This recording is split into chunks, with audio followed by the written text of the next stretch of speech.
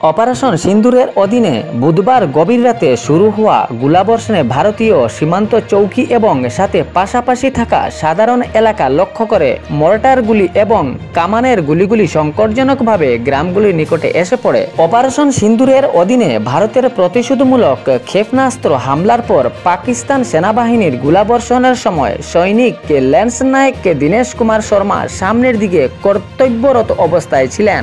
এই গুলিবর্ষণের সময় মারাত্মক আহত হন ভারতীয় সেনাবাহিনীর মতে সৈনিক ল্যান্স নায়েক দীনেশ কুমার শর্মা শেষ পর্যন্ত সাহসিকতার সাথে যুদ্ধ চালিয়ে যান এবং দেশের সীমান্ত রক্ষা করেছিলেন। সাথে ভারী গোলাবর্ষণের সময় শিশুসহ কমপক্ষে 15 জন বেসামরিক নাগরিক নিহত এবং 43 জন আহত হয়েছেন বলে জানা যায়। দেশের প্রত্যেকটি নাগরিক শর্মা স্যারের শহীদ হওয়ার জন্য গর্বিত। দেশের সাধারণ নাগরিক সহিত দেশের উচ্চ পদাধিকারী সবজনেই শ্রদ্ধা জানান শহীদ বীর দীনেশ কুমার শর্মাজিকে।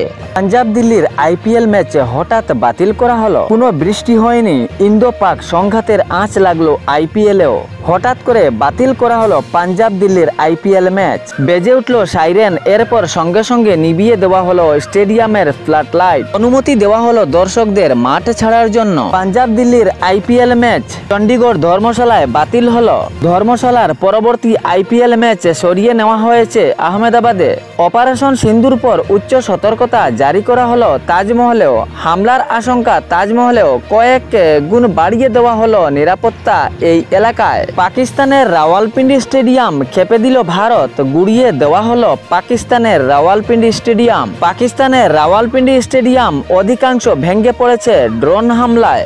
রাওয়ালপিন্ডি স্টেডিয়াম সহ পাকিস্তানের লাহোর, করাচি অধিকাংশ শহর হামলায়। ড্রোন হামলায় পাকিস্তানের নষ্ট হলো এয়ার ডিফেন্স সিস্টেম। দেশদ্রোহী বা সোশ্যাল মিডিয়ায় কোনো দেশ বিরোধী পোস্ট করলে সঙ্গে সঙ্গে গ্রেফতার। এমন অবস্থায় কয়েকজন গ্রেফতারও হয়েছেন এরকম সোশ্যাল মিডিয়ায় দেশদ্রোহী পোস্ট করায়। আসামের মুখ্যমন্ত্রী ডক্টর হেমন্ত বিশ্ব শর্মা পরিষ্কারভাবে জানিয়েছেন দেশদ্রোহী কোনো পোস্ট করলে বা দেশ বিরোধী কোনো পোস্ট করলে তাহাকে ছেড়ে দেওয়া হবে না, সঙ্গে সঙ্গে গ্রেফতার করা হবে। এরপরও দেশের হয়েও দেশ বিরোধী পোস্ট করা সোশ্যাল মিডিয়ায় থামছে না। এ নিয়ে প্রশাসন চতুর্দিকে নজর রেখেছে।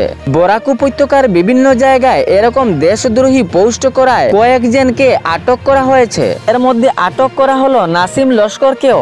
জানা যায় নাসিম লস্কর সোশ্যাল মিডিয়ায় পোস্ট করেছিলেন দেশ বিরোধী কোনো মন্তব্য। সঙ্গে সঙ্গে এ পোস্টটি স্থানীয় লোকদের নজরে পড়ে। ওনারা প্রশাসনের আওতায় যান। শিলচর ঘুঙ্গুর আউটপোস্টে খবর দেওয়া হয়। সঙ্গে সঙ্গে শিলচর ঘুঙ্গুর আউটপোস্টের প্রশাসন কড়ি করে দলবল নিয়ে নাসিম লস্করকে আটক করেন।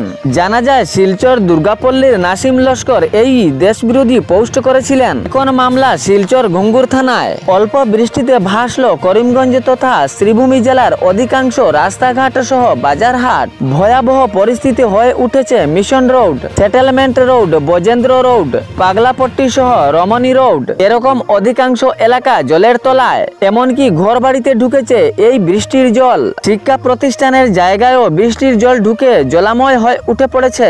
নালা নর্দমা কোনো কাজ করছে না। শহরের যত আবর্জনা ভেসে উঠেছে এই বৃষ্টির জলে। শহরের নালা নর্দমা যেন দুর্বল হয়ে পড়েছে, জল বহনের ক্ষমতা নেই। নালা সংস্কারের কাজে শ্রীভূমি পৌরসভা প্রবল গাফিলতি। এই বৃষ্টিতে ভাসলো শ্রীভূমি শহর। জনগণ ক্ষুব্ধ, কোনো দায়িত্ব নেই যেন পৌরসভার। নালা নর্দমার আবর্জনা জমে বাঁধ হয়ে গিয়েছে, কিন্তু পৌরসভার প্রতিশ্রুতি মতো কোনো কাজ হয়নি। পুরোপুরি গাফিলতি চলছে কাজের নামে। আজ এই বৃষ্টির জলে ভুগছে সাধারণ জনগণ। ব্যবসা বাণিজ্য বাধা পড়েছে। স্কুল কলেজ কিংবা অন্য সব যাতায়াত ব্যবস্থার উপর বিঘ্ন পড়েছে এই বৃষ্টির জলের কারণে। সেখানের সাধারণ জনগণ জানান এ বিষয়ে অতি সত্ত্ব কাজ করা দরকার।